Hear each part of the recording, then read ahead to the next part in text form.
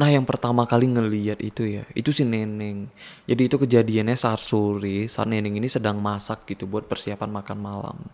Nah di dapurnya, pas dia sedang masak ya, itu di samping dapurnya itu ada jendela kaca. Jadi pas dia sedang masak, dia ini denger gitu kayak ada suara orang langkah kaki yang bolak-balik gitu, yang ngelewatin jendela kacanya. Tapi dia ini nggak terlalu merhatiin ke jendelanya gitu ya. Tapi yang dia denger itu langkah kakinya lah. Kayak gitu. Awalnya dia nggak terlalu mikirin, yang dia pikirin nah paling cuman suaminya gitu mungkin. Tapi lama kelamaan ngerasanya aneh gitu. Kenapa bolak-balik terus gitu, kayak nggak ada berhentinya gitu bolak-baliknya. Nah akhirnya kena penasaran ya. Dia tuh ngeliat lah siapa sih yang ngelewat. Dia tuh ngeliat dari jendela gitu. Tapi nggak langsung ke jendelanya ya, cuma noleh aja gitu lihat ke jendela gitu. Nah pas dia lihat ternyata yang ngelewat itu. Hai guys, thank you udah klik video ini. Oke, kali ini di treat horror ini ya, di treat horror yang udah ke-23, aku ada asupan creepy nih buat kalian. Ini kisahnya menurut aku gila sih. Ini serem banget ya. Bukan cuma serem tapi ini ada pembelajaran juga lah buat kalian gitu, buat kita semua ya pembelajarannya. Dari kisah yang dialami oleh seseorang yang menurut aku ini kisahnya ngeri banget sih. Aku nggak bayanginnya kalau misalnya ini terjadi dengan keluarga aku gitu, itu gila sih. Oke lah, langsung aja kita ke ceritanya kayak biasa ya. Sebelum kita lanjut ke ceritanya, bagi kalian yang pecinta hal creepy yang belum join dengan kita di sini para risk creepers, kalian bisa join dulu pastinya dan subscribe channel ini dan aktifkan juga logo loncengnya biar kalian dapat notif pas aku upload video terbaru. Karena kita di sini bakal terus penuhin asupan creepy setiap minggunya. Oke, siapkan cemilan dan minuman kalian, cari posisi ternyaman juga, redupkan lampunya, kita mulai ceritanya. Kisah ini berasal dari seseorang yang bernama Rifki. Jadi nama Rifki itu cuma nama samaran ya, nama yang udah disamarkan dari ceritanya gitu. Jadi cerita ini aku dapat dari akun Twitternya Payung Hitam. Jadi di sana memang udah disamarkan lah. Dan semua nama di cerita ini itu udah disamarin ya. Jadi kalau memang ada nama yang sama ya berarti itu cuman kebetulan aja. Oke? Jadi kisah ini berasal dari Rifki, dia yang menceritakan gitu ya. Tapi yang ngalamin kisahnya itu bukan si Rifki ini, tapi bapaknya yang bernama Pak Hanbi. Yang terjadinya itu tahun 2010 lalu. Jadi saat itu Pak Hanbi ini ya, itu tinggal di Jakarta dengan istri dan 3 anaknya. Salah satunya si Rifki gitu loh.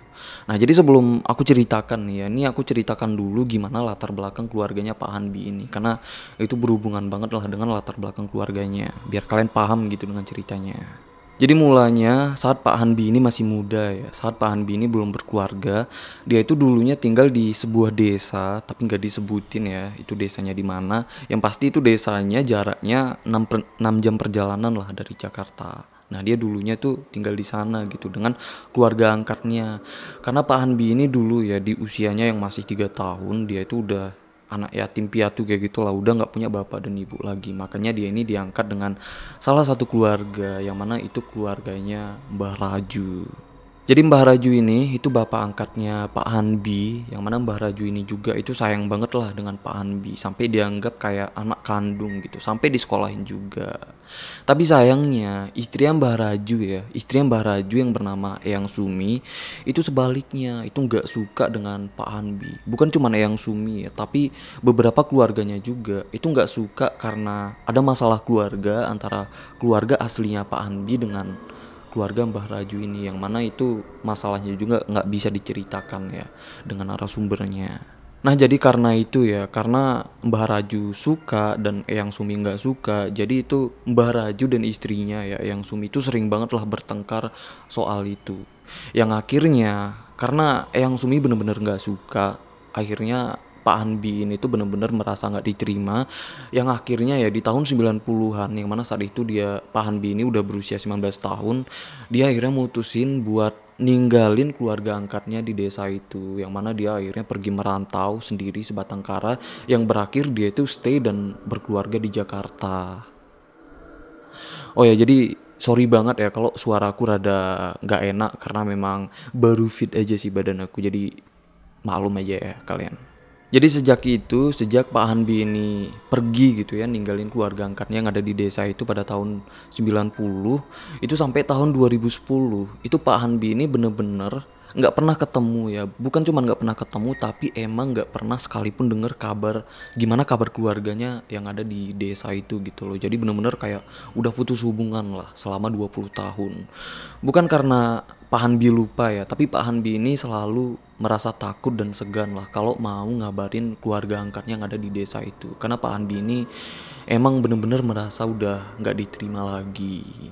Tapi di tahun 2010 itu, Pak Hanbi ini itu udah mulai kepikiran lah dengan Mbah Raju. Itu karena udah beberapa kali ya, Pak Hanbi ini itu kayak ngemimpiin Mbah Raju. Jadi dia nggak ingat ya kayak gimana mimpinya, tapi yang dia ingat, dia ngeliat dengan jelas banget muka Mbah Raju di mimpinya. Nah jadi karena itu ya, itu Pak Hanbi pun kepikiran gitu, karena mimpinya itu sampai beberapa kali lah yang seolah itu kayak panggilan gitu loh. Yang akhirnya ya Pak Hanbi itu memberanikan diri lah, coba gitu menjenguk keluarga angkatnya yang ada di desa itu. Jadi saat itu dia udah berencana gitu ya, udah bulat lah tekadnya gitu. Dia ngajak istrinya nih, jadi mereka ini berdua, Pak Hanbi dan istrinya, itu berangkat lah ke desa untuk menjenguk keluarga angkatnya gitu, dengan berharap semoga keluarga angkatnya yang ada di desa itu ya itu bisa lah nerima Pak Hanbi. Saat mereka udah dalam perjalanan ya, itu mau pergi ke desanya yang mana jarak Jakarta dengan desanya itu sekitaran 6 jam perjalanan gitu ya. Jadi dalam perjalanan itu ada kejadian yang bener-bener itu kejadian aneh, yang mana itu terjadinya padahal di tempat rame, dan ini kejadiannya ada hubungannya dengan Mbah Raju. Karena sepanjang perjalanan Pak Hanbi ini beberapa kali itu kayak ngeliat Mbah Raju. Jadi yang pertama itu saat di pom bensin, saat Pak Hanbi ini berhenti lah buat ngisi bensin gitu. Nah jadi di dalam mobil ya, dia tuh ngeliat dari kejauhan itu mirip banget. Dia tuh ngeliat ya itu kayak bapak-bapak yang nggak terlalu tua lah, jadi nggak kayak kakek-kakek juga. Itu bapak-bapak pakai baju garis-garis yang mirip banget dengan Mbah Raju. Nah di situ ya Pak Hanbi ngelihat itu kepikiran gitu, tapi dia nggak ngomong lah dengan istrinya, dia cuman kepikiran aja gitu dalam pikirannya, lah itu orang kok mirip banget dengan bapak gitu yang dipikirkan dengan Pak Hanbi ini. Ya udahlah, setelah itu mereka lanjut perjalanan lagi nih. Nah saat di tengah perjalanan ya, itu mereka berhenti gitu kan, berhenti buat makan. Nah saat makan di rumah makan, di sini lagi nih, Pak Hanbi ini ngeliat ya, bapak-bapak yang dia lihat di pom bensin tadi, yang pakai baju garis-garis, yang mirip dengan Mbah Raju, itu dia lihat lagi saat dia itu sedang makan di rumah makan. Nah di situ karena udah bener-bener ngerasa heran kan, kok bisa kelihatan lagi ini orang, padahal itu jaraknya ya itu jauh banget loh, nggak mungkin lah orang yang tadi itu bisa ada lagi di rumah makan, itu nggak mungkin gitu loh. Dan yang anehnya lagi itu bener-bener mirip banget dengan Mbah Raju. Nah karena udah ngerasa aneh, akhirnya Pak Hanbi pun itu ngomong lah dengan istrinya, dia ngomong bilang kayak gini, ah itu orang kok mirip gitu dengan bapak, katanya kayak gitu. Nah tapi karena istrinya ini belum pernah ya sekalipun ngelihat muka Mbah Raju, jadi ya dia tuh iya aja gitu, nggak terlalu mikirin, nggak terlalu nganggap kalau itu tuh aneh. Lalu saat mereka lanjut perjalanan lagi, itu dalam perjalanan Pak Hanbi ini benar-benar kepikiran lah soal itu tadi ya. Emang berasa itu aneh banget gitu, dia merasa kok bisa mirip gitu dengan Mbah Raju, terlebih bapak-bapak yang dia lihat di rumah makan dan di pom bensin itu mirip gitu kan, makanya itu benar-benar kepikiran lah sepanjang perjalanan. Tapi dia mikir juga ya, apa mungkin itu kebetulan aja, atau mungkin Pak Hanbi ini tuh terlalu berhalusinasi gitu, mungkin karena dia terlalu kangen gitu kan dengan Mbah Raju, karena memang udah lama banget nggak pernah ketemu. Lalu saat mereka nyampe di desanya itu udah habis maghrib ya, keadaannya udah gelap kayak gitulah.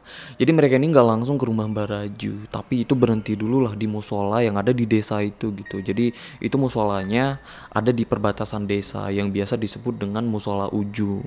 Jadi mereka berhentilah di situ, niatnya itu mau sholat maghrib dulu, setelah itu baru ke rumah Mbah Raju gitu. Jadi pas mereka masuk ke masjid itu karena orang sholat berjamaahnya udah selesai gitu ya, jadi mereka ini agak sepi lah di masjid, jadi cuman mereka aja lah yang sholat maghrib di situ gitu ya. Nah setelah selesai sholat ini mereka kan keluar gitu kan. Nah kebetulan banget nih di sini ketemu dengan Mbah Raju berpapasan kayak gitu. Jadi pas mereka mau keluar itu Mbah Raju mau masuk ke masjid. Nah di situ Pak Hanbi ini tuh langsung salamin Mbah Raju gitu ya, sampai kenalin juga istrinya ke Mbah Raju gitu. Pokoknya seneng banget lah bisa langsung ketemu gitu di musola itu. Dan di situ Mbah Raju pun bilang gitu ya, ke rumah aja langsung gitu. Ibumu ada di rumah, bapak sholat dulu di sini. Kata Mbah Raju kayak gitu. Ya udahlah, mereka pun itu pamit gitu kan, langsung lah ke rumah Mbah Raju. Nah setelah itu ya Pak Hanbi itu ngerasa aneh, dia tuh ngerasa janggal, tapi nggak tahu tuh janggalnya itu ada di mana. Tapi yang pasti ya, Pak Hanbi ini ngelihat Mbah Raju itu bener-bener kayak awet muda gitu loh. Jadi Pak Hanbi ini ngelihat Mbah Raju itu kayak dia ngelihat Mbah Raju terakhir kali di tahun 90. Bener-bener pokoknya selama 20 tahun gak ketemu, itu Mbah Raju bener-bener kayak nggak menua sama sekali. Pokoknya ngerasa aneh kayak gitulah. Lalu saat mereka nyampe di rumah, syukurnya semua keluarganya itu udah bisa lah nerima Pak Hanbi gitu ya. Apalagi Pak Hanbi itu datang dengan istrinya gitu kan. Semuanya udah nerima gitu. Dan mereka pun itu emang langsung disambut dengan seisi rumah gitu ya. Yang mana di rumah itu ada adik angkatnya Pak Hanbi yang bernama Neneng. Yang mana Neneng ini emang tinggal di situ ya dengan suami dan keempat anaknya. Karena Neneng ini udah berkeluarga juga. Mereka pun di situ salaman ya, yang mana itu salamannya pastinya dramatis banget lah, karena memang udah 20 tahun kan nggak pernah ketemu. Jadi ya pasti ada dramatisnya kayak gitu. Nah setelah itu ya, neneng ini pun ya itu langsung nganter Pak Hanbi itu untuk ngelihat si Eyang Sumi gitu, ibu angkatnya si Pak Hanbi ini. Nah pas dia ngelihat ya di situ Eyang Sumi itu bener-bener cuman bisa terbaring aja di kamar. Karena saat itu Eyang Sumi udah tua banget ya, usianya itu udah 70 tahunan lah. Jadi saat itu Eyang Sumi cuman bisa terbaring karena dia itu udah sulit banget jalan lah kayak gitu. Jadi dia kata si Neneng ya, kalaupun jalan itu cuman buat ke kamar mandi aja, karena Eyang itu kalau jalan itu bener-bener harus pakai tongkat. Makanya Eyang tuh lebih banyak ngabisin waktunya ya cuman berbaring di kamar. Bukan cuman itu aja ya, saat itu Eyang udah bener-bener udah nggak terlalu bisa dengar, nggak terlalu bisa ngomong juga. Bahkan dia kalau ngomong itu bener-bener suaranya itu udah nggak bisa gimana ya, pokoknya suaranya itu bener-bener udah nggak jelas lagi lah. Jadi di situ Pak Hanbi ini pun itu langsung salamin Eyang Sumi gitu. Nah di situ Eyang Sumi ya itu cuman ngelihat Pak Hanbi aja, dia tuh nggak ngomong ya, maksudnya nggak ngeluarin suara apapun kayak gitu. Dia itu cuman ngelihat sambil senyum. Tapi di sini mereka nggak tahu ya, apa karena Eyang Sumi udah nggak benci lagi dengan Pak Hanbi, atau Eyang itu pikun gitu. Mungkin karena usianya yang udah 70 tahun kan, jadi dia itu lupa gitu dengan Pak Hanbi. Jadi dia ngelihat Pak Hanbi ya itu kayak ngelihat orang baru aja. Jadi setelah salaman dengan Eyang Sumi, itu si Neneng pun langsung suguhin mereka itu makan malam gitu ya. Ya udahlah, setelah rencana mau makan gitu ya. Nah di situ Pak Hanbi ini nanya nih dengan Neneng, bapak mana? Masih lama nggak balik?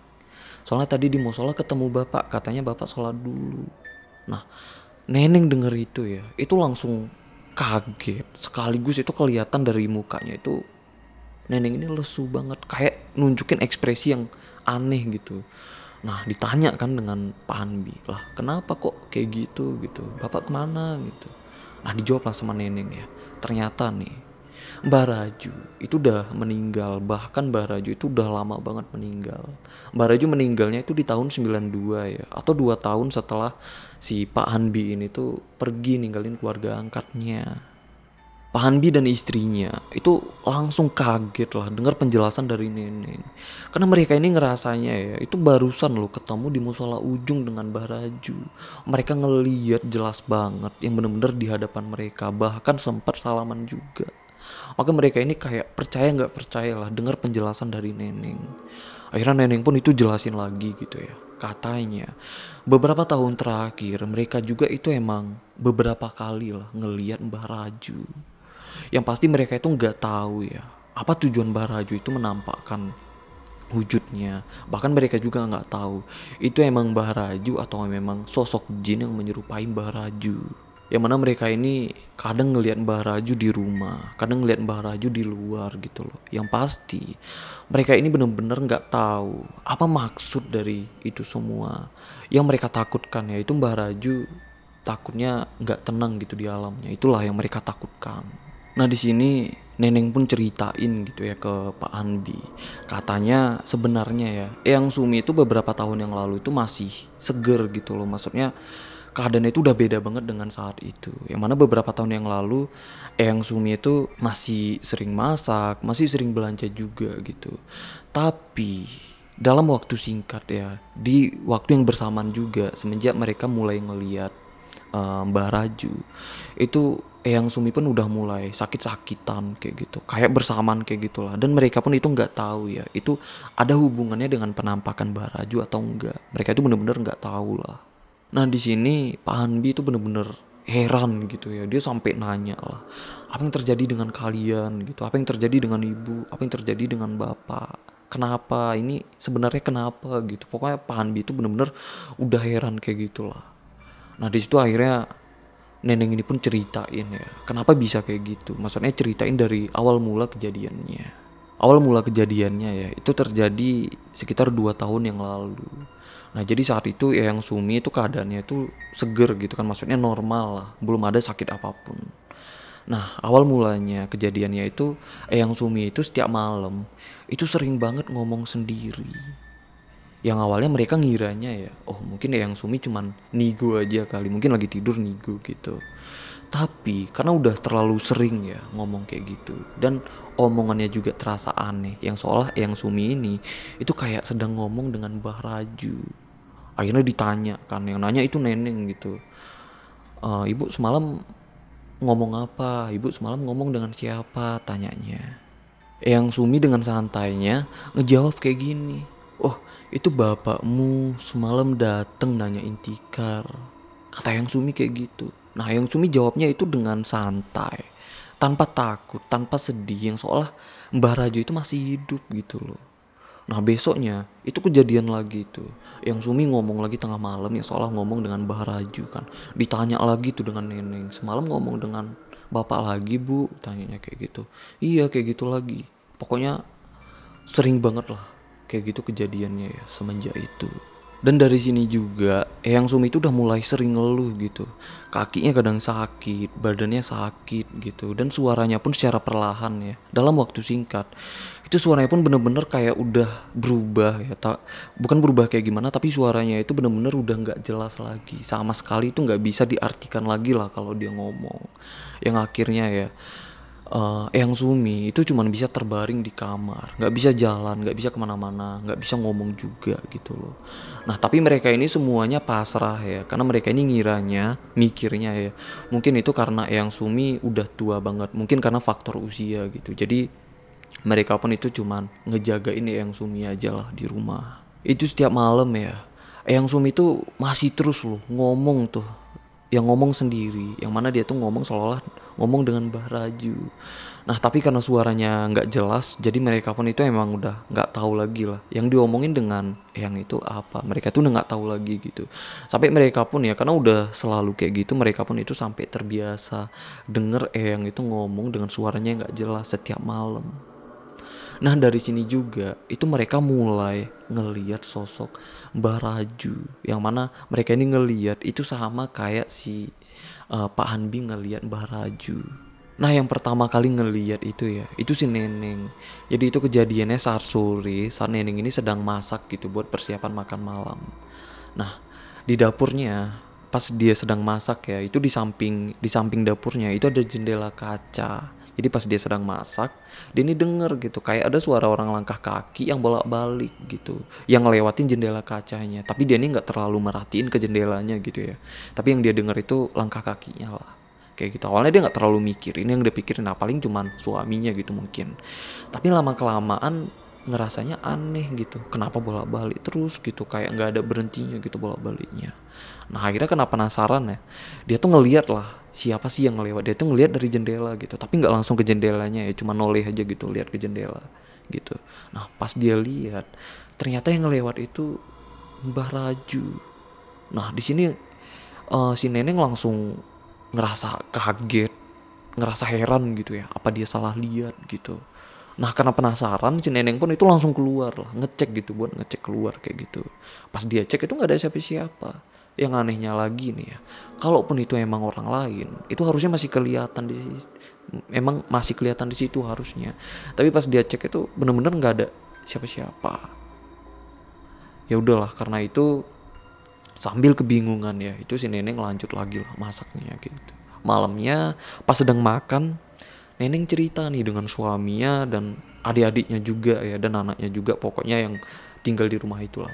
Si Neneng ini cerita katanya kalau dia sore tadi pas sedang masak itu ngelihat Mbah Raju gitu. Tapi ya semua respon dari mereka semua itu kayak nggak percaya gitu. Jadi mereka ini ngomongnya mungkin salah lihat aja kali. Ya udah di situ Neneng pun makin yakin kan. Memang bener aja, mungkin bener aja gitu dia tuh salah lihat. Ya udahlah, tapi nih besoknya ya kejadian lagi. Tapi yang ngelihat ini suaminya Neneng. Jadi ceritanya ya itu siang-siang, jadi saat dia ini sholat ke musola ujung, musola di tempat Pak Andi ngeliat Mbah Raju tadi gitu loh. Nah jadi saat suaminya sholat di situ, yang mana itu sholatnya sholat jemaah ya, yang mana jemaatnya juga itu lagi rame. Nah pas pulang sholat itu kan rame yang keluar dari masjid kayak gitu. Dalam keramaian itu suami ini ngelihat Mbah Raju gitu. Dia tuh bener-bener ngelihat Mbah Raju. Dia tuh ngelihat jelas banget. Yang dia yakinin itu bener-bener Mbah Raju. Nah dia tuh langsung teringatkan dengan perkataan si Neneng. Tapi suaminya ini langsung mau nyamperin Mbah Raju. Tapi pas disamperin ya itu udah nggak kelihatan lagi. Pokoknya dicari-cari itu udah nggak ada lagi gitu. Nah di situ suaminya sampai bener-bener merinding lah, sampai akhirnya itu pulang lah buru-buru. Sampai di rumah itu diceritain gitu dengan orang-orang yang ada di rumah itu, termasuk si Neneng. Nah dari sini nih mereka itu udah percaya gitu ya, mereka itu udah mulai mikir lah, kenapa ya mereka ini ngelihat sosok Mbah Raju, kenapa. Pokoknya di situ mereka itu udah mulai mikir gitu kenapa. Dan sejak itu ya mereka ini udah mulai sering banget ngelihat sosok Mbah Raju. Kadang mereka ngelihat di rumah, kadang mereka ngelihatnya itu di luar gitu ya. Kadang ngelihatnya malam, kadang siang juga gitu. Tapi mereka ini benar-benar bingung lah. Apa sih arti dari itu semua gitu? Itu pasti ada tujuannya, tapi mereka ini benar-benar nggak tahu. Yang mana itu jadi pertanyaan besar. Akhirnya mereka ini sempat konsultasi juga gitu ya dengan tetangganya atau warga desa di sana gitu. Tapi kebanyakan saran ya dari tetangganya atau warga desa di sana, katanya mungkin Mbah itu minta dikirimin doa. Padahal keluarganya itu ya, kata si Neneng, itu mereka sering banget gitu ngedoain Mbah Raju. Bahkan mereka juga itu sering banget ziarah ke kuburannya Mbah Raju. Tapi tetap aja tuh Mbah Raju itu masih sering gitu menampakkan wujudnya. Mereka sekeluarga itu benar-benar resah lah, benar-benar takut gitu. Yang mereka takutkan Mbah Raju itu nggak tenang di alamnya, kayak ngalamin siksaan atau kayak gimana gitu ya. Padahal yang mereka ingat yang Mbah Raju itu orangnya baik. Mbah Raju juga itu sering banget beribadah gitu selama hidupnya. Tapi kenapa gitu? Pokoknya itulah yang jadi pertanyaan besar mereka semua. Di sini Pak Hanbi ini itu benar-benar kaget lah dengar cerita yang diceritain dengan Neneng soal Mbah Raju. Itu emang benar-benar bikin dia tuh kaget setengah mati gitu loh. Dan di situ Pak Hanbi pun jelasin ya maksud kedatangannya ke rumah, yang mana katanya beberapa hari terakhir Pak Hanbi ini tuh merasa kayak terpanggil. Dia tuh kayak dipanggil dengan Mbah Raju gitu, yang dipanggil melalui mimpi yang kayak aku ceritakan itu tadi. Yang mana pas dia nyampe ke desanya ya, nyampe ke rumah, dengar penjelasan dari Neneng itu bener-bener kaget lah. Yang mana awalnya ya Pak Anbi itu bener-bener nggak tahu kalau Mbah Raju itu udah meninggal. Besoknya mereka semua itu ke kuburan Mbah Raju ya, mau ngantarin Pak Anbi ini pertama kalinya ziarah ke kuburan Mbah Raju, yang kebetulan itu kuburannya tuh nggak terlalu jauh lah dari rumahnya. Ya udahlah di situ setelah ziarah, setelah didoain, setelah pulang dari ziarahnya gitu ya, Pak Andi ini ngajak si Neneng untuk nyari ustadz gitu. Barangkali ada ustadz gitu kan yang bisa berkomunikasi dengan arwah atau bisa berkomunikasi dengan sebangsa jin, untuk nanya gitu dengan Mbah Rajunya apa yang salah, Mbah Raju ini maunya apa gitu, kenapa Mbah Raju ini menunjukkan kalau dia tuh dalam keadaan gak tenang di alamnya. Nah tapi ya si Neneng jelasin juga, katanya sebenarnya itu udah diusahakan gitu loh. Dia tuh udah nyoba nyari, dia tuh udah nyoba pakai jasa ustadz, udah nyoba pakai jasa orang pinter juga yang ngerti soal kayak gituan. Tapi semuanya itu gagal untuk bisa berkomunikasi dengan Mbah Raju. Tapi yang anehnya ya, yang gampang berkomunikasi dengan Mbah Raju itu cuman si Eyang Sumi. Karena Eyang Sumi dan Mbah Raju itu setiap malam itu kayak berkomunikasi di kamarnya. Tapi masalahnya ya, mereka ini tuh bener-bener itu nggak bisa tahu gitu apa yang diomongin dengan Eyang Sumi. Karena Eyang Sumi itu suaranya itu bener-bener udah nggak jelas sama sekali. Jadi dia ngomong itu kayak gimana ya? Mungkin kalau aku gambarin kayak gini, kayak gitu. Jadi kan nggak ada yang tahu kan apa yang dibicarakan dengan Eyang Sumi. Ya udahlah, setelah dari ziarah itu mereka pulang ke rumah. Sampai di rumah itu udah mau zuhur gitu ya. Nah, di sini nih baru nih mulai titik terangnya itu udah mulai terbuka gitu. Perlahan udah mulai terjawab lah. Itu karena Pak Hanbi yang ternyata ya Pak Hanbi ini tuh berhubungan banget dengan kejadian ini. Yang mereka semua itu bener-bener nggak nyangka, termasuk Pak Hanbi sendiri. Itu nggak nyangka kalau ini itu besar banget hubungannya dengan Pak Hanbi.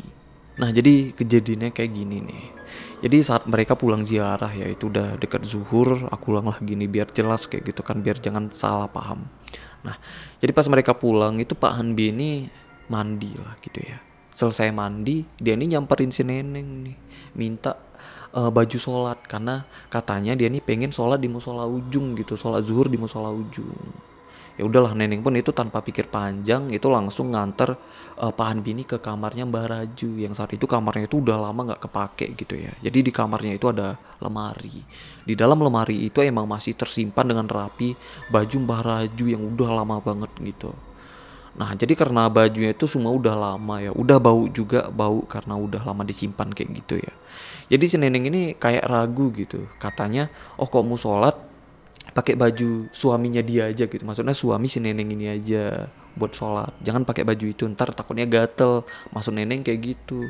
Nah, tapi Pak Hanbi ini ya itu bener-bener pengen pakai baju Mbah Raju.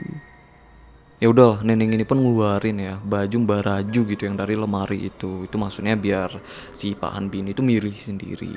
Yang akhirnya ya Pak Hanbi itu udah make baju sarung dan pecinya Mbah Raju gitu. Dan setelah itu barulah Pak Hanbi ini tuh pergi sholat zuhur ke musola. Setelah Pak Hanbi pulang ya, pulang dari musola, itu mereka di rumah itu udah siap-siap untuk makan siang. Nah, di sini nih Pak Hanbi ini langsung duduk ke meja makan. Dia di situ langsung minta Neneng buatin teh yang mana tehnya itu nggak pakai gula. Di situ Neneng langsung ngeh ya, kayaknya ini ada sesuatu. Karena itu cuman kebiasaan Mbah Raju. Biasa Mbah Raju kalau pulang dari musola itu dia tuh selalu minta dibuatin teh dan tehnya juga itu nggak pakai gula. Nah, itu cuman kebiasaan Mbah Raju dulu. Biasa di rumah itu cuman Mbah Raju yang kayak gitu.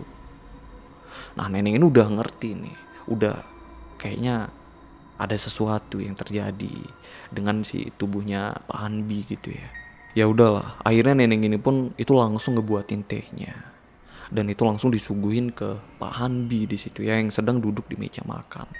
Nah, saat itu ya, saat Pak Hanbi udah minum tehnya. Di situ Pak Hanbi itu bener-bener udah mulai ngeluarin perlagakan atau sikapnya yang gerak-geriknya itu mirip banget dengan Mbah. Sampai suaranya pun ya, itu udah mulai ngeluarin suara Mbah. Yang mana di situ dia ngomong, minta semuanya itu keluarganya ya itu pada ngumpul di meja makan. Dia minta semua keluarganya itu ngumpul di meja makan. Yang mana yang minta itu Pak Hanbi pakai suaranya Mbah Raju. Nah, jadi karena Neneng udah ngerti duluan ya, itu Neneng pun langsung nyuruh semuanya gitu. Yuk ngumpul di meja makan gitu, ngumpul di meja makan semuanya gitu. Sampai dia ngebangunin suaminya juga yang saat itu sedang tidur siang. Ya udahlah, saat semuanya udah ngumpul ya. Di situ Pak Hanbi ngomong dengan suara Mbah Raju. Dia bilang dan ngejelasin soal nazar. Di situ ya, mereka semua tuh udah tahu akhirnya. Semuanya tuh udah tahu kalau yang di dalam tubuhnya Pak Hanbi itu bukan dia lagi, tapi Mbah Raju. Karena gerak-geriknya sampai suaranya itu bener-bener udah Mbah Raju gitu. Nah, di situ dia ngejelasin soal nazar ya, soal janji. Karena dulu sebelum Mbah Raju meninggal, Mbah Raju itu ninggalin semacam hutang nazar. Cuman itu aja yang dijelaskan Mbah ini. Karena setelah itu ya Pak Hanbi ini itu tiba-tiba mematung, diem aja gitu. Jadi semua keluarganya ya yang ada di meja makan itu pada kebingungan gitu. Nah setelah itu tiba-tiba Pak Hanbi itu udah balik lagi tuh, suaranya udah suara Pak Hanbi lagi. Dia tuh ngeluh katanya kayak lemes kayak gitulah. Akhirnya dia tuh dibawa lah ke kamar gitu ya. Sampai di kamar tidur tuh sampai sore. Pas bangunnya Pak Hanbi itu udah ngerasa aneh gitu, ngerasa heran kenapa dia tuh udah pakai baju sholat, kenapa udah pakai peci gitu dan sarung juga. Dia tuh bingung lah, sampai nanya gitu kan sama istrinya, pakai kok saya pakai baju kayak gini katanya. Pokoknya dia nanya kayak itulah sama istrinya. Yang ternyata ya setelah pulang ziarah dari kuburan Mbah Raju, ya Pak Hanbi itu udah bukan dia lagi gitu. Mbah Raju memang udah masuk ke tubuhnya. Nggak tahu ya, itu memang sosok Mbah Raju atau emang sosok jin yang menyerupai Mbah Raju. Saat itu juga ya, Pak Hanbi itu berasa badannya itu capek banget gitu, berasa letih banget lah badannya. Yang mana niatnya ya, Pak Hanbi dan istrinya sore itu niatnya mau balik ke Jakarta, tapi karena keadaan tubuhnya udah nggak memungkinkan ya karena letih tadi. Akhirnya mereka nih cancel lah, nggak jadi pulang sore itu, jadinya besok gitu. Malamnya mereka semua sekeluarga itu udah pada ngumpul gitu ya untuk mendiskusikan soal nazar Mbah Raju. Mereka tuh semua bertanya-tanya gitu, Mbah Raju itu nazar apa, gimana cara melunasinnya, sedangkan mereka ini nggak ada yang tahu gitu loh kalau Mbah Raju ini nazarnya apa. Pokoknya malam itu sama sekali nggak nemu jawaban ya, tapi seenggaknya udah dapet lah titik terang karena ternyata Mbah Raju kayak gitu karena ada nazar yang nggak bisa dilunasinnya gitu sebelum dia meninggal. Ya udahlah, paginya ya Pak Hanbi dan istrinya itu berencana pulang gitu, balik ke Jakarta. Yang mana sebenarnya ya tubuhnya Pak Hanbi itu masih berasa letih banget, masih sama kayak kemarin sore, tapi tetaplah dipaksain buat pulang gitu ya karena Pak Hanbi itu udah kepikiran ke kerjaan gitu karena dia tuh udah lama banget, udah berhari-hari lah bolos kerja. Ya udahlah dipaksa pulang gitu ya. Nah sebelum pulang dia sempat pamit dan ngomong juga gitu ke neneng gitu ya. Jadi dia nitipin pesan lah ke neneng. Jadi kalau ada apa-apa telepon aja gitu Pak Hanbi ini. Jadi Pak Hanbi ini itu berusaha lah buat ngebantuin keluarganya juga. Ya udahlah, Pak Hanbi dan istrinya pun itu pulang balik ke Jakarta. Sepanjang perjalanan Pak Hanbi itu kepikiran banget tuh. Bukan cuman soal nazarnya ya, tapi dia kepikiran soal kenapa di antara banyaknya anak kandungnya Mbah Raju ya, kenapa Mbah Raju itu lebih memilih masuk ke tubuhnya Pak Hanbi.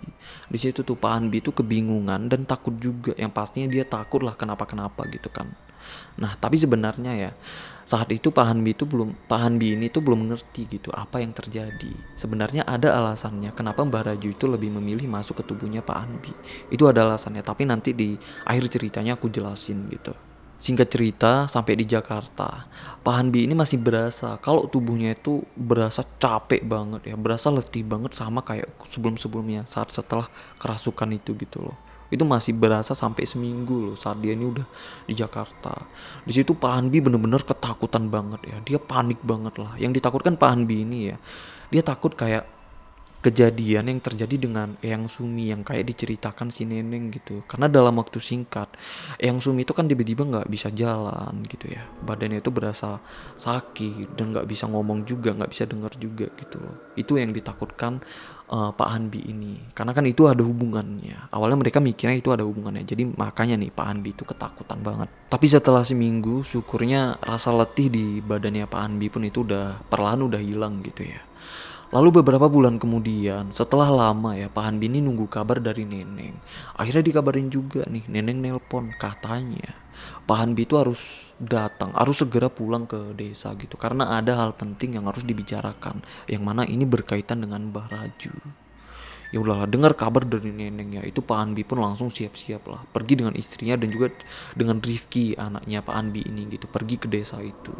Nah saat dalam perjalanan ke desa ya, di sini Pak Hanbi ini udah persiapin kamera katanya ya, kalau dia ini ngelihat sosok penampakan yang mirip dengan Mbah Raju itu katanya mau difotoin gitu. Maksudnya untuk membuktikan kalau apa yang dia lihat itu bener-bener aneh dan bener-bener nyata gitu loh. Tapi sayangnya ya, sepanjang perjalanan itu bener-bener Pak Hanbi itu nggak ngelihat lagi orang yang mirip dengan Mbah Raju atau orang yang dia lihat kayak sebelumnya dia pergi ke desa itu gitu loh. Ya udahlah, mereka jalan lagi gitu kan. Sampai di desa mereka ini berhenti juga tuh di musola ujung. Niatnya sama juga, mana tahu ketemu dengan Mbah gitu kan. Tapi tetap aja mereka ini nggak ketemu lagi dengan Mbah Raju. setelah itu ya mereka pun itu langsung ke rumah lah. Begitu sampai di rumah itu keadaan rumah udah rame banget. Karena semua anaknya Mbah Raju itu pada pulang, termasuk anak Mbah Raju yang merantau keluar kota itu lagi pulang juga gitu loh. Untuk membicarakan soal nazar Mbah Raju. Semua itu udah pada ngumpul. Nah begitu mereka nyampe itu mereka langsung disambut gitu ya dengan Neneng. Di situ Neneng pun ngejelasin. Pokoknya kata Neneng ya, mereka tuh semuanya udah tahu kalau Mbah itu nazar apa. Yang ternyata Pak Hanbi itu orang yang paling berpengaruh, orang yang paling berperan penting lah soal nazarnya Mbah. Nah di situ Neneng pun ceritain lah ke Pak Hanbi soal nazarnya Mbah Raju. Nah katanya ya, dulu sebelum Mbah Raju meninggal, Mbah Raju itu sempat ngalamin sakit parah gitu ya. Jadi saat Mbah Raju sakit, Mbah Raju itu nazar atau meniatkan dua hal kalau dia sembuh. Nazarnya yang pertama ya, Mbah tuh mau menyelesaikan pembangunan musola Ujung.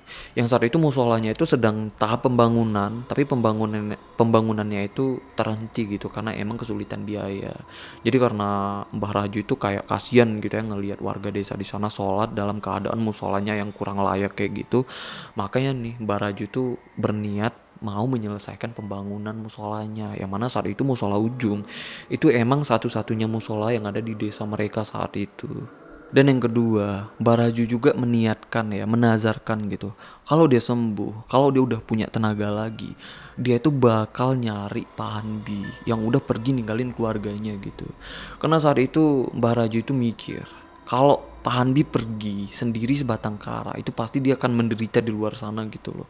Jadi dia akan bawa pulang lagi Pak Hanbi ini. Itu niatnya gitu kalau dia udah sembuh dan udah punya tenaga gitu loh. Dan itu kejadiannya tahun 90 ya. Sebenarnya itu baru-baru lah Pak Hanbi ini kabur gitu atau pergi ninggalin keluarga angkatnya. Lalu setelah itu ya, gak lama kemudian Mbah Raju ini sembuh. Tapi setelah sembuh ya Mbah Raju tuh nggak melakukan atau nggak memenuhi nazarnya, yang mana dia tuh sama sekali nggak menyumbangkan ke musola Ujung dan sama sekali nggak nyari Pak Hanbi yang udah kabur gitu dari keluarga mereka. Nah saat itu ya keluarganya itu nggak ada yang tahu loh kalau Mbah itu udah meninggalkan nazar gitu, udah meninggalkan hutang nazar itu nggak ada yang tahu. Lalu 2 tahun kemudian penyakitnya Mbah itu kumat lagi ya, kambuh lagi lah, dan karena itu Mbah pun akhirnya meninggal, yang mana Mbah ini meninggalnya di tahun 92 dengan meninggalkan hutang nazar. Nah akhirnya ya itulah jawaban besar yang selama ini mereka cari gitu, yang mereka pikirkan sebenarnya nazar apa sih kayak gitu ya. Dan sekarang mereka udah tahu, yang mana mereka tahu itu dari seseorang ya yang emang punya kemampuan soal hal-hal begituan gitu ya. Jadi dia itulah yang ngedapatin informasi soal nazarnya Mbah. Yang katanya juga ya, Mbah tuh emang bener gak tenang di alamnya. Itu karena nazarnya itu belum dilunasin. Karena itu dianggap sebagai hutang juga. Bahkan itu hutang besar gitu loh. Makanya nih semua keluarganya mereka itu ya, semua anaknya Mbah Raju itu dihubungin gitu nyuruh pulang. Jadi mereka ini semuanya itu patungan ya, yang niatnya itu mau merenovasi musola Ujung. Yang sebenarnya ya musola Ujung saat itu sebenarnya udah bagus gitu, nggak ada yang perlu direnovasi lagi. Nah tapi karena demi melunasin hutang atau nazarnya Mbah Raju gitu ya, jadi mereka ini tuh mau ngebuat musola itu lebih besar lagi, lebih nyaman lagi gitu loh. Dan mereka pun itu minta ke Pak Hanbi untuk memaafkan soal nazar dan janjinya Mbah gitu, soal Mbah itu katanya itu mau nyari kan, mau bawa pulang Pak Hanbi ini, tapi itu nggak pernah terselesaikan dan nggak pernah Mbah lakukan. Jadi di situ mereka semuanya itu pergilah ziarah gitu ke kuburannya Mbah. Nah di situ mereka doain Mbah gitu, yang ngirim doa kayak gitulah. Nah setelah itu baru nih Pak Hanbi itu kayak ngomong ya dengan batu nisannya Mbah. Itu maksudnya buat nepatin, buat Mbah ini biar dia tuh nepatin janjinya gitu loh. Nah jadi di situ Pak Hanbi tuh ngomongnya kayak gini lah ya dengan batu nisannya Mbah. Mbah, saya sekarang udah pulang. Mbah masuk ke mimpi saya. Mbah udah nyuruh saya pulang. Saya udah pulang, Mbah. Mbah udah nyepatin janjinya Mbah. Malah di sini ya, Pak Hanbi itu merasa berterima kasih banget gitu dengan Mbah. Karena Mbah ini udah mengadopsi Pak Hanbi sejak usia Pak Hanbi ini 3 tahun gitu. Karena sejak usia Pak Hanbi 3 tahun dia tuh udah ditinggal bapak ibunya lah gitu ya. Maksudnya bukan ditinggal kemana, ya bapak ibunya udah meninggal gitu. Karena Pak Hanbi itu yatim piatu lah kayak gitu. Nah semenjak diadopsi dengan Mbah. Itu Pak Hanbi pun itu disekolahin sampai ke SMA. Malah niatnya Mbah ya, Pak Hanbi itu mau dikuliahin gitu, tapi nggak jadi kan karena Pak Hanbi itu kabur dari rumah. Setelah ini semua ya, hutang nazarnya Mbah dilunasin dengan keluarganya. Barulah semua keluarganya itu benar-benar bisa tenang gitu loh. Dan ini juga sebabnya kenapa Mbah Raju ini lebih memilih masuk ke tubuhnya Pak Hanbi, yaitu karena eh, nazarnya Mbah Raju gitu ya, itu ada hubungannya dengan Pak Hanbi. Dan itu juga sebabnya kenapa Mbah Raju itu masuk ke mimpinya Pak Hanbi, yang seolah manggil Pak Hanbi ini pulang. Ya karena Mbah Raju itu sedang melunasi nazarnya. Dan itu juga sebabnya kenapa sosok Mbah Raju itu sering banget kelihatan di musola ujung. Ya karena nazarnya itu ada hubungannya kan dengan musola ujung. Dan setelah semuanya selesai gitu ya, semua hutang nazarnya Mbah itu dia dilunasin. Gak lama kemudian yang Sumi lagi tuh, yang Sumi akhirnya meninggal. Yang mana meninggalnya itu karena ya mungkin karena tua gitu ya, karena penyakit. Tapi sampai sini mereka tuh nggak tahu ya apa penyakit yang dialami yang Sumi itu ada hubungannya dengan nazarnya Mbah. Itu nggak tahu lah, itu nggak, mereka juga itu nggak tahu ya. Jadi yang menceritakan ini pun itu nggak berani lah mengambil asumsi atau berasumsi sendiri gitu loh. Dan inilah kisah yang dialami Pak Hanbi dan keluarga angkatnya di suatu desa, yang menurut aku ini kisahnya nggak tahu ya, ini berasa serem banget sih ceritanya. Aku nggak bayangin gimana kalau ini terjadi di keluarga aku gitu kan, di keluarga kita itu pasti serem banget lah. Yang pastinya nih ya, dari sini bukan cuman asupan creepy aja, tapi ya ada pembelajaran yang bisa kalian petik dari sini gitu. Maksudnya betapa pentingnya nazar. Jujur aja sih, aku baru tahu sih soal nazar dari cerita ini. Jujur kayak gitu, pasti kalian pun ada kan yang baru tahu soal nazar, baru tahu soal betapa pentingnya nazar dari cerita ini. Ya berarti superior banget sih cerita ini kalau kalian juga kayak gitu. Oke lah, sampai sini aja ceritanya. Aku seneng banget sih udah ceritain ini. Oh ya, ini aku baru enak badan gitu ya. Jadi begitu enak badan aku bisa langsung syuting, aku bisa langsung ceritain ke kalian. Itu wah, itu seneng banget sih rasanya. Oke lah, thank you banget nih buat kalian yang udah nonton sampai menit ini. Kalian semua sehat-sehat ya. Oke lah, kalau kalian suka dengan video ini kan bisa like aja, kalau nggak suka nggak apa-apa, dislike aja. Udah lama banget sih aku nggak outro kayak gini. Oke lah, aku Rizka Wadiano, bye bye.